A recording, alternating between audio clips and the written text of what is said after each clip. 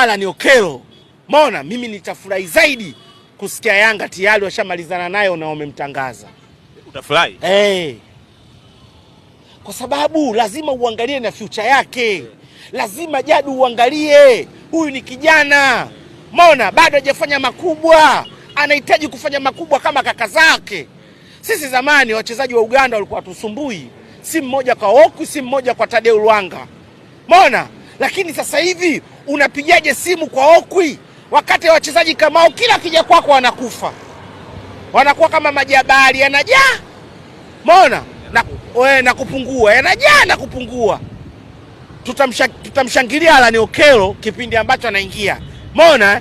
Kama sema kutafuta furaha kujifichia, lakini hatakuwa na muendelezo wa kiwango bora. Hivyo Alan Okello na Budo nani alikuwa na kiwango bora? Nikuulize wewe Jadu ndugu yangu, hebu tuulizane hapa. Alan Okello na Budo nani alikuwa na kiwango bora kwenye timu yake?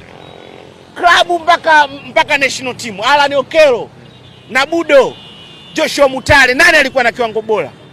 Joshua Mutale. Okay. Sijui unaelewa Joshua Mutale. Ukiangalia namba zake Zambia national team, ukiangalia kwenye klabu yake Power Dynamo, Joshua Mutale. Simba anafanya nini? Nakuuliza wewe Jadu. Simba anafanya nini? Mohamed Bajabiri wa Kenya wamelia kwenye chani. Anawapa kombe Kenya Polisi, yeye anawakabidhi kombe. Mimi naondoka kwa baraka zote. MC Makate anasema jamani, yani nimeshindwa kumzuia kwa sababu mchezaji mwenyewe anaenda unyamani, ana injury la watu wa Kenya wanamtaka hivyo hivyo. Basi mwacheni acheze hata chani. Anacheza hata chani mechi mbili wa Kenya wanalia kwa Mohamed Bajabiri. Haya unyamani kinatokea nini? Watu bado fitness haipo. Fundi wa mpira Maema, unyamani kinatokea nini? Unaguna, afu namtaka Alan Okello uje kumuulia kiwango chake. Kwa na heshima Jadu.